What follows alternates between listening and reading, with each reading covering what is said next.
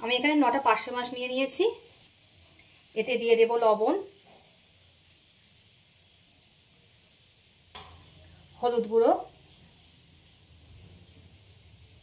লঙ্কার গুঁড়ো। এবার লবণ আর হলুদগুলোকে মাখিয়ে নেব। আপনারা তো পার্শে মাছের অনেক রেসিপি খেয়েছেন, এভাবে একবার পার্শে মাছের ঝোল করে দেখবেন, দারুণ লাগে খেতে। চলুন আর কথা না বাড়িয়ে রেসিপিটা শুরু করা যাক। একটা কড়া গরম হতে বসিয়ে দিয়েছি, কড়াটা আমার গরম হয়ে গেছে। এতে দিয়ে দেব সর্ষের তেল। তেল গরম হয়ে গেছে, এবার একে একে মাছগুলো ভেজে নেব।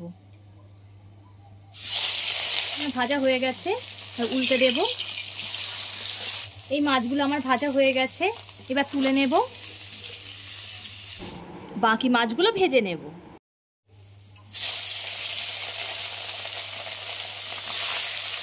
প্রতিদিন রিচ না খেয়ে এমন একটা পাতলা ঝোল তো বানিয়ে নেওয়া যেতেই পারে। ওই তেলের মধ্যে দিয়ে দেব অল্প করে 5 ফোড়ন। লম্বা লম্বা করে পেঁপে আর আলু কেটে নিয়েছি, সেটা দিয়ে দেব। পেঁপে আর আলুটা লাল লাল করে ভেজে নেব।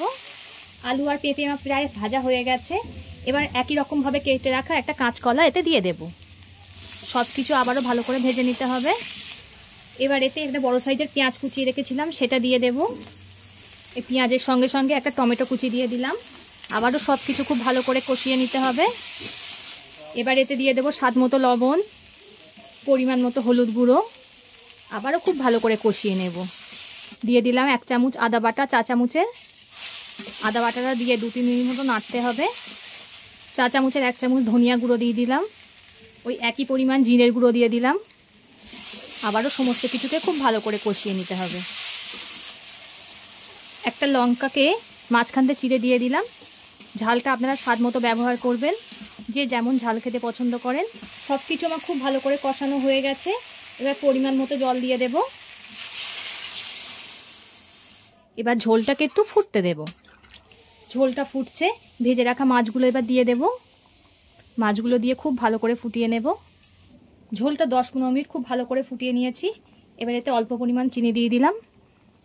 আবার একটু ফুটিয়ে নেব। ঝোলটা হয়ে গেছে, নামিয়ে নেব। ভিডিওটা ভালো লাগলে লাইক ও শেয়ার করে দেবেন এবং কমেন্ট করে জানাবেন আপনাদের মতামত। আমার চ্যানেলে নতুন হয়ে থাকলে চ্যানেলটিকে সাবস্ক্রাইব করে আমার পাশে থাকবেন। পরবর্তী ভিডিওতে আপনাদের সঙ্গে আবার দেখা হচ্ছে।